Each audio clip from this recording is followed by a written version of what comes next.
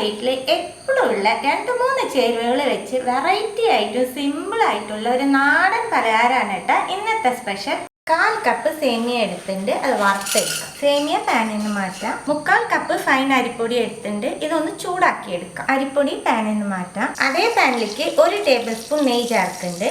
1/2 cup ചിരകിയ നാളികേരം. നാളികേരം നല്ലോണം ചൂടാവട്ടെ. നാളികേരം ചൂടാവുമ്പോൾ പൊടിച്ച 1/2 കപ്പ് ശർക്കര ചേർക്കുന്നുണ്ട്. 1 ടേബിൾ സ്പൂൺ പഞ്ചസാര മിക്സ് ചെയ്ത് കൊടുക്കാം. 1/2 കപ്പ് വെള്ളം ചേർത്ത് ശർക്കര നല്ലോണം മെൽറ്റാക്കി എടുക്കാം. ശർക്കര നല്ലോണം മെൽറ്റായതും ഇതിലേക്ക് 1 നുള്ളു ഉപ്പ് ചേർക്കുന്നുണ്ട്. 2 മണി ജീരകം, 1 ടീസ്പൂൺ ഏലക്കപ്പൊടി, 1/2 ടീസ്പൂൺ നെയ്യ്, നമ്മൾ വറുത്ത് വെച്ചേക്കണ അരിപ്പൊടി ചേർത്ത് കൊടുക്കാം. നല്ലോണം മിക്സ് ചെയ്ത് കൊടുത്തോളൂട്ടാ, കട്ടകൾ വരാണ്ട്. 1/2 കപ്പ് പാല് ചേർക്കുന്നുണ്ട്, ഒന്ന് മിക്സ് ചെയ്യുക. പാല് ചേർത്ത് മിക്സ് ചെയ്തതിന് ശേഷം നമ്മൾ വറുത്ത് വെച്ചേക്കണ സേമിയ ചേർക്കുന്നുണ്ട്, ഇതും കൂടി ചേർത്ത് ഒന്ന് മിക്സ് ചെയ്ത് കൊടുക്കാം. സേമിയ ചേർത്ത് മിക്സ് ചെയ്തതിന് ശേഷം ഫ്ലെയിം ഓഫ് ആക്കിയിട്ട് ഈ മിക്സ് ഒന്ന് തണുക്കാനായിട്ട് മാറ്റി വയ്ക്കാം. മിക്സ് നല്ലോണം തണുത്തു വിട്ടാൽ ചെറിയ ചെറിയ ബോൾസ് ആക്കി എടുക്കാം.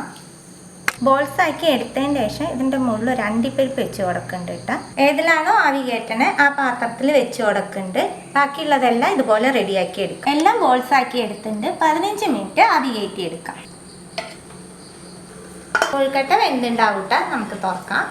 ഇതൊന്ന് തണുക്കട്ടെ, അതിന് ശേഷം നമുക്ക് എടുക്കാം. നല്ല സോഫ്റ്റ് ആയിട്ടുള്ള കൊഴുക്കട്ട കേട്ടോ, ഒരു വെറൈറ്റിയും കൂടിയ നല്ല ടേസ്റ്റ് ഉണ്ടാവും. എല്ലാവരും ട്രൈ ചെയ്ത് നോക്കുക. ട്രൈ ചെയ്താൽ നിങ്ങൾക്ക് ഒരുപാട് ഇഷ്ടമാവും. ട്രൈ ചെയ്ത് ഫീഡ്ബാക്കൊക്കെ അറിയിക്കുക. പുതിയ റെസിപ്പി ആയിട്ട് അടുത്ത വീഡിയോയിൽ കാണാം. See you, by.